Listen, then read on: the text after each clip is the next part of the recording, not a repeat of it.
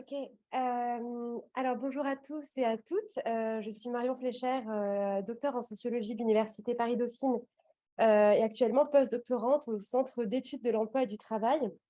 Alors, mon travail de thèse que j'ai réalisé sous la direction de Sophie Bernard à l'IRISO portait sur les modes d'organisation et de création des startups en France et aux États-Unis. Et c'est sur ce travail que je m'appuie ici pour cette communication que j'ai intitulée Liberté, égalité, horizontalité, les leviers du surengagement au travail dans les startups.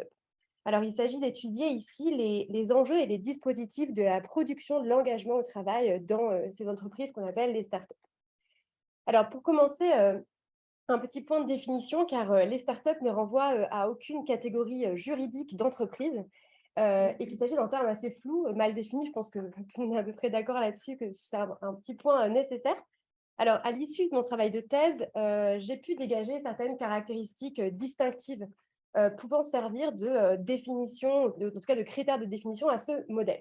Alors, les startups se distinguent tout d'abord par leur modèle économique qui se caractérise par la recherche d'une croissance forte, d'où le terme up, et rapide, donc d'où le terme start. Enfin, c'est vraiment une croissance forte dès le démarrage et qui est permise par une activité d'innovation qui nécessite des financements importants.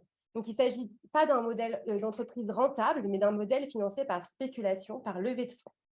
Alors, une deuxième caractéristique de ce modèle entreprise a trait à son modèle organisationnel. C'est là que c'est intéressant pour ce qu'on fait aujourd'hui.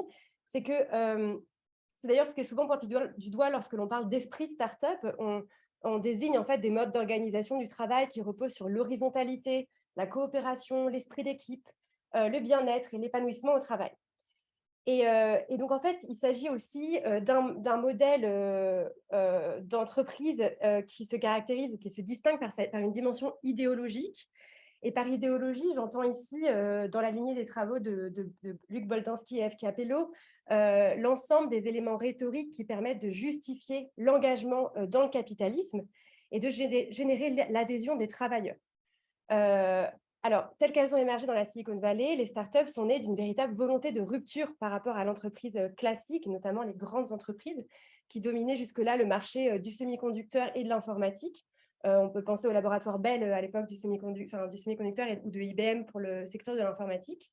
Et c'est donc de cet esprit de rupture, en partie fondé sur la contre-culture hacker, que se sont développées les startups à cet endroit du monde, et qui en ont fait un modèle d'entreprise à part entière.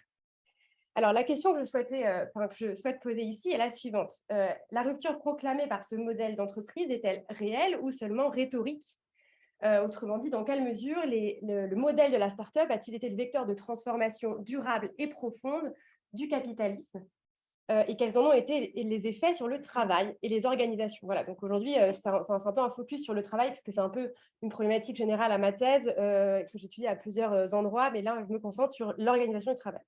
Donc, ces questionnements s'inscrivent dans une tradition de pensée assez ancienne sur le capitalisme, notamment dans la lignée des travaux de Weber, puis de Boltanski et Capello. Cependant, à la différence de ces travaux, des travaux de Boltanski et Capello qui s'intéressent surtout à la rhétorique, au discours managériaux, c'est-à-dire aux principes rhétoriques de la nouvelle pensée managériale des années 90, l'originalité de mon travail réside dans ce qui a permis d'étudier la traduction concrète de ces principes managériaux dans les organisations et d'analyser leurs effets sur le travail et les travailleurs. Pardon, c'est bon. Je vois la slide d'après, je pensais que ce n'était pas la bonne. Donc, pour ce faire, je m'appuie ici sur une enquête ethnographique. Donc, c'est un bout de mon terrain de thèse, mais donc une enquête ethnographique que j'ai réalisée par observation participante dans une start-up pendant 4 mois. Je m'étais fait embaucher en tant que RH, pendant laquelle j'ai réalisé d'entretiens avec 45 salariés. Et donc, cette start-up, je l'ai appelée Boomerang, mais ce n'est pas son vrai nom, parce que c'est pour préserver son anonymat. C'était une plateforme un peu comme Amazon ou Cdiscount qui vendait des produits de seconde main. Mais bon, je ne peux pas trop préciser le secteur parce qu'aujourd'hui, c'est devenu la leaduse de son secteur est devenue ce qu'on appelle une licorne. Voilà, ces startups valorisées à plus d'1 milliard de dollars. J'aurais peut-être dû investir à l'époque de ce terrain, mais malheureusement, je ne l'ai pas fait. Donc, alors, à l'époque de l'enquête, Boomerang venait d'entrer dans une phase de croissance et donc ce qu'on appellerait aujourd'hui la scale-up. Et suite à une levée de fonds de 40 millions d'euros, les effectifs étaient passés de 60 à 120 salariés en seulement 6 mois. Donc, on voit que c'est quand même une croissance très rapide qui pose de nombreux défis à l'organisation. Et parmi ces défis, il fallait pouvoir maintenir l'engagement des salariés qui était celui des débuts, car c'est bien sur ce surinvestissement des travailleurs que repose le succès des startups, de ces entreprises qui doivent faire face à cette croissance extrêmement rapide et aussi à une pression des actionnaires de plus en plus grande à mesure que la croissance augmente. Donc, dans un premier temps, ma démonstration, je vais revenir sur les dispositifs managériaux qui caractérisent le modèle de la start-up et qui favorisent cette implication des travailleurs et travailleuses. Dans un second temps, plus bref, j'analyserai les limites de ce modèle qui, avec la croissance, en fait, tend à se rapprocher du modèle classique de la grande entreprise dont elle cherchait pourtant à se distinguer initialement. Alors, donc l'organisation du travail dans les startups repose sur un ensemble de dispositifs managériaux qui sont caractéristiques de cette nouvelle pensée managériale des années 90 et qui se veulent en rupture avec le modèle de l'entreprise, de la grande entreprise classique. Alors, cette volonté de rupture, elle se traduit tout d'abord par un rejet de la hiérarchie qui se manifeste de plusieurs manières. En premier lieu, par une structure hiérarchique qui est plus légère que dans une grande entreprise, mais qui est en fait permise par le plus faible nombre de personnes. Parce que bon, même si là, ils avaient grossi de 60 à 120 salariés, c'était relativement petit. Donc, avec 120 personnes, on comptait seulement 3 niveaux hiérarchiques dans l'entreprise. Mais par ailleurs, ces relations hiérarchiques sont aussi peu prononcées entre les travailleurs et les managers qui se tutoient et se parlent sur un mode relâché. Alors, le tutoiement n'est pas propre au monde de la start-up, mais en fait, la proximité hiérarchique, elle est renforcée et permise par la grande proximité sociale et générationnelle entre les travailleurs et les managers. Et ce n'est pas lié au hasard, cette proximité sociale et générationnelle. Dans les recrutements en fait, des travailleurs de start-up, on cherche à recruter des personnes qui vont fitter. Alors, il y a même des entretiens dédiés à ça. On appelle ça les entretiens de fit où on va vérifier si la personnalité des personnes, des candidats et candidates est adaptée à l'esprit de l'entreprise, si la personne va bien s'intégrer, etc. Et donc, dans cette perspective, l'origine sociale, donc votre milieu social et l'âge, comptent fortement car ce sont ces dimensions qui vont permettre le partage de références communes, d'intérêts communs, et donc ce qui va in fine favoriser la bonne entente entre tous les membres de l'équipe. Par ailleurs, cette proximité hiérarchique, elle est également renforcée par l'usage d'outils de communication spécifiques comme Slack. Alors, je pense que maintenant, c'est assez répandu et ça a dépassé le cadre de la startup, mais c'est des outils qui contribuent par leur format, je parlais de Slack, donc par son format, le chat, à réduire le formalisme des échanges entre collègues, mais aussi avec la hiérarchie, qui peut paraître plus accessible. En fait, sur Slack, on s'écrit avec des formules oralisées, très souvent avec des fautes d'orthographe. On ne fait pas attention à la forme, on recourt souvent aux emojis et à l'humour dans les interactions. Et ces modes d'interaction favorisent la croyance dans l'idée que les supérieurs hiérarchiques sont plus accessibles et plus humains. Alors, je vous ai mis un petit passage là, une petite capture d'écran. En fait, j'ai tellement tout caché qu'on ne voit plus rien, on voit plus qui parle, mais c'est celle qui dit, celui qui dit yes, très nice, c'est le fondateur, et celle qui répond, c'est à ça que tu pensais quand tu voulais que je m'inspire du, alors, on voit pas, mais du moteur. C'est sa salariée, quoi. Et elle part directement au fondateur et le fondateur lui répond c'est canon. Vous voyez que c'est pas des modalités d'échange très formelles, ou en tout cas on est très loin du modèle du mail classique, répandu dans les entreprises. Alors, les travailleurs qui rejoignent ces entreprises et qui sont pour la plupart jeunes, ils ont entre 20 et 35 ans et qui sont très qualifiés, voient donc dans ce modèle de la start-up un modèle alternatif à celui de la grande entreprise bureaucratique. Et beaucoup ont d'ailleurs sacrifié des conditions d'emploi plus avantageuses, un meilleur salaire, des avantages, un CE, etc., pour aller en start-up dans l'idée qu'ils préfèrent avoir des relations plus humaines avec leurs managers et puis leurs collègues, donc plus interpersonnelles plutôt que être dans une structure hiérarchique, rigide, bien que mieux payée. Alors, ça rejoint la deuxième caractéristique de ce modèle qui est parce qu'en fait, cette volonté de faire tomber les barrières hiérarchiques, elle est renforcée par l'accent qui est mis sur le collectif de travail et la culture d'entreprise qui vise à faire de la start-up une grande famille. Alors, je mets des guillemets. Et en fait, les start-up sont en effet connues pour afficher des discours et des dispositifs managériaux qui mettent l'accent sur le bien-être au travail, la bonne entente des travailleurs. Donc, la qualité de vie au travail est vraiment un pilier essentiel de la marque employeur des startups. C'est-à-dire que quand vous vous baladez sur les sites de recrutement, c'est ce qui est mis en avant, c'est les bureaux joliment décorés, le fait qu'on ait une table de ping-pong, des snacks à volonté. Et c'est d'ailleurs, bon, voilà, ça permet de compenser par ailleurs des salaires possiblement plus faibles. Donc, ce que je vous ai mis là, les photos, c'était sur le site de recrutement, enfin, l'annonce de l'entreprise dans laquelle j'ai fait mon terrain. Et en effet, les bureaux ressemblent à ça. Mais voilà, c'était vraiment ça qui était mis en avant. La table de ping-pong, les personnes qui travaillent dans le canapé et les personnes qui se baladent en skate dans les bureaux pour passer leurs appels. Alors, ça existait, hein, ce n'est pas qu'une mise en scène, mais voilà, c'est mis en avant en tout cas. Enfin, ce n'est pas anodin. Alors, voilà, Boomerang, hein, les bureaux étaient très joliment décorés, voilà, mais par ailleurs, ils organisaient aussi des soirées assez régulières pour fédérer le collectif. Donc, tous les mois, il y avait une soirée dans un bar ou dans les locaux de l'entreprise pour faire des karaokés. Et puis, 2 fois par an, des week-ends carrément d'entreprise où il y avait des milliers d'euros investis pour vraiment mettre le paquet et pour que les salariés se sentent dans une entreprise à part, singulière. Donc, vraiment, pour Noël, moi, quand j'y étais, il y avait eu une décoration des bureaux assez ahurissante où tout avait été redécoré. On se serait cru dans un marché de Noël à taille réelle. Les salles de réunion étaient transformées en nightclub.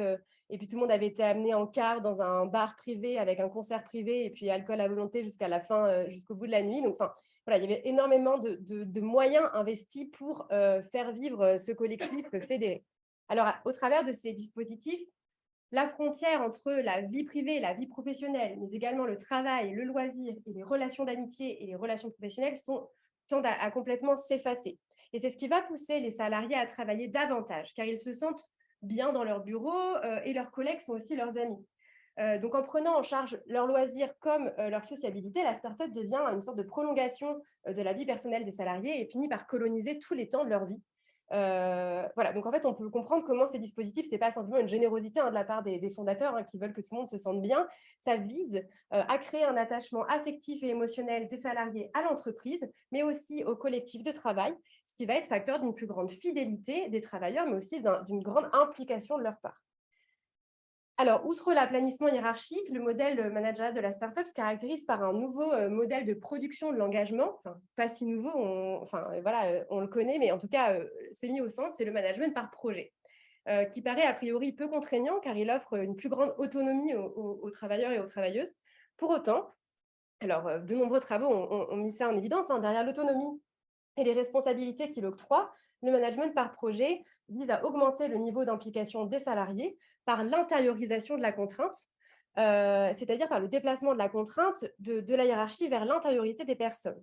C'est-à-dire qu'en faisant de tous les salariés de Boomerang des chefs de projet, vous êtes tous responsables de quelque chose à Boomerang, vous êtes chef de quelque chose, la direction s'assure de mettre leur autonomie au service de la performance de l'entreprise. C'est-à-dire, c'est ce que Sophie Bernard appelle l'autonomie pour l'organisation. Donc, en fait, il s'agit quand même d'une nouvelle forme d'autonomie dans la subordination, mais celle-ci donne néanmoins aux salariés le sentiment d'être plus libres, de travailler pour eux-mêmes, ce qu'ils apprécient fortement, alors même que ces nouvelles pratiques managériales visent à augmenter leur implication au travail. Mon dernier point mon dernier levier important de mobilisation de la main-d'œuvre, c'est donc toujours dans ce processus de responsabilisation du personnel. On va retrouver des formes de rémunération très particulières qui vont conjuguer salaire variable et prise de participation au capital. Alors, donc à Boomerang, tous les salariés avaient une part fixe dans leur salaire et une part variable. Ce variable, c'est pas eux qui ont inventé le système, ça constitue une véritable carotte pour les salariés. De nombreux travaux le montrent aussi, notamment ceux de Sophie Bernard. C'est ma directrice de thèse, je la cite tout le temps, mais bon, cela dit, elle a fait un livre très chouette là-dessus sur la rémunération. Et donc, elle montre que ce variable joue comme une carotte. Et c'est le cas, en effet, à Boomerang, où à la fois à l'embauche, c'est souvent cette part variable qui permet de compenser des salaires fixes plus faibles. C'est-à-dire que les salariés vont comparer, en fait, au total, ils gagneraient peut-être autant que ce qu'on leur offrira dans une entreprise classique, sauf que la part variable est plus importante, mais ils se disent, au final, si je travaille bien, je gagnerai autant. Et par ailleurs, c'est également quelque chose qui va les motiver au quotidien, puisque ils vont être incités à donner le meilleur d'eux-mêmes, puisque cette part variable dépend des objectifs, des objectifs à atteindre, et donc qui sont fixés de manière trimestrielle dans les startups par les managers. Donc, il y a aussi ce caractère plus fréquent des objectifs et des entretiens avec les managers qui viennent maintenir un rythme de travail assez intense et assez important. Alors, en parallèle de ces modes de rémunération individualisés qui peuvent pousser à la concurrence et à une implication importante, les startups recourent aussi à des formes de rémunération collective par des prises de participation au capital. Donc, lors de mon terrain à Boomerang, alors ça marche quand ça commence ça fonctionne quand l'entreprise commence à un peu marcher. Donc, au moment de la croissance de mon terrain, les fondateurs venaient de prendre la décision de concert avec les investisseurs de distribuer une partie de leur part aux salariés. Donc, en France, ça prend la forme de BSPCE, mais c'est l'équivalent des stock options aux États-Unis. Et en fait, ces formes de rémunération permettent d'aligner les intérêts des salariés avec ceux des fondateurs, puisqu'en fait, ils ont intérêt à la réussite de l'entreprise, puisque pour toucher, si l'entreprise est valorisée davantage, à la fin, vous pourrez revendre vos parts et donc toucher un certain facteur. D'autant que pour les BSPCE, il faut attendre 4 ans pour toucher pleinement vos parts. Donc, ça permet de fidéliser pendant 4 ans alors que l'entreprise change de forme, et on va revenir sur ça. Donc, en fait, l'hybridation de ces deux formes de rémunération à la fois individuelle et collective pousse les salariés à s'investir pour la performance de l'entreprise. J'arrive au bout de mon… Ouais, je fais vite. Donc, ces dispositifs permettent effectivement de produire une forte implication des salariés dans leur travail, mais la croissance des effectifs a des effets plutôt ambivalents sur leur engagement. Donc voilà, j'ai 2 points, je vais essayer de les passer rapidement. C'est plus développé par ailleurs, mais en gros, c'est dire qu'avec la croissance des effectifs, le travail ne peut plus être encadré de manière aussi informelle qu'au démarrage. Et en fait, assez rapidement, les startups tendent à se structurer et à standardiser leur manière de travailler par la mise en place de ce qu'ils vont appeler les process. Alors, c'est en gros une manière définie de travailler, une méthode idéale. Et donc, ça devient une obsession managériale pendant la croissance. On multiplie les process pour essayer de travailler plus efficacement. Alors, s'ils permettent de gagner en stabilité, ces process en performance, ils viennent aussi réduire l'autonomie, les marges de manœuvre et la créativité des salariés, et rapprochent en fait ces entreprises d'un modèle plus classique d'entreprise, plus bureaucratique. Je passe vite. Et donc, par ailleurs, la croissance de l'entreprise entraîne souvent une exacerbation de la quête de la performance, le culte de la performance, qui se fait de plus en plus prégnant à mesure que les sommes levées augmentent et que les actionnaires, du coup, qui investissent des sommes plus importantes, ont des moyens de pression sur les fondateurs qui se répercutent sur les modes de gestion de la main-d'œuvre. Donc, on voit que la grande famille, elle est un peu fissurée au prisme de ce culte de la performance, puisque, en fait, l'accent mis sur la performance conduit notamment les fondateurs à se séparer de certains salariés, pourtant parfois présents depuis très longtemps dans l'entreprise, parce qu'ils ne seraient plus assez performants, parce qu'ils ne seraient plus assez adaptés aux nouveaux enjeux. Et puis cette quête de performance va se manifester aussi dans les modes de recrutement, c'est-à-dire qu'au lieu de faire monter en hiérarchie des personnes qui étaient là au début de l'entreprise, on va plutôt recruter à l'extérieur des personnes plus expérimentées, plus qualifiées, qu'on peut désormais payer très cher. Et en fait, les personnes qui étaient là depuis longtemps se retrouvent un peu mis sur le côté et ne trouvent pas forcément toujours leur place dans cette entreprise qui grossit. Et donc, finalement, tous ces changements entraînent des sentiments d'injustice, des désillusions et de nombreux départs. Donc, il faut un peu nuancer cet aspect où il y a de l'implication, ça marche plutôt bien, mais néanmoins, il y a aussi des grandes vagues de départs au cours de la croissance de la start-up qui viennent souligner les effets pervers de ce mouvement, et surtout de la financiarisation des entreprises sur la gestion des salariés et du travail. Donc, je conclus. En mettant l'accent sur l'horizontalité, la qualité du travail, l'autonomie et la responsabilisation des travailleurs, le modèle de la start-up a bien réussi le pari de mettre en pratique cet arsenal rhétorique qu'on a vu se développer autour de cette pensée néo-managériale du nouvel esprit du capitalisme. Ce modèle fait la promesse d'un univers plus souple, moins hiérarchique, propice à la constitution d'une grande famille unie autour d'un projet commun, et qui, même lorsqu'elle n'est pas tenue, se présente quand même comme une alternative, une meilleure alternative à une grande entreprise. Mais parce que les frontières du travail s'effacent, mais parce que les frontières du pouvoir s'effacent, le contrôle glisse vers l'autocontrôle et l'autonomie devient parfois plus une injonction qu'une vraie liberté. Et en même temps, avec la croissance, l'organisation du travail tend à se structurer, à se hiérarchiser, et à se bureaucratiser. Voilà, et les relations hiérarchiques deviennent plus marquées quand même. Voilà, et sous la pression des actionnaires, l'accent mis sur la performance de l'entreprise et des salariés peut conduire à remettre en cause l'unité de cette famille qui, en fait, bon, on voit bien les limites de ce discours et les inégalités entre les métiers, bon, j'ai pas développé ici, peuvent se trouver renforcées par la croissance et venir compromettre un peu les promesses de ce modèle. Voilà, je vous remercie pour votre attention.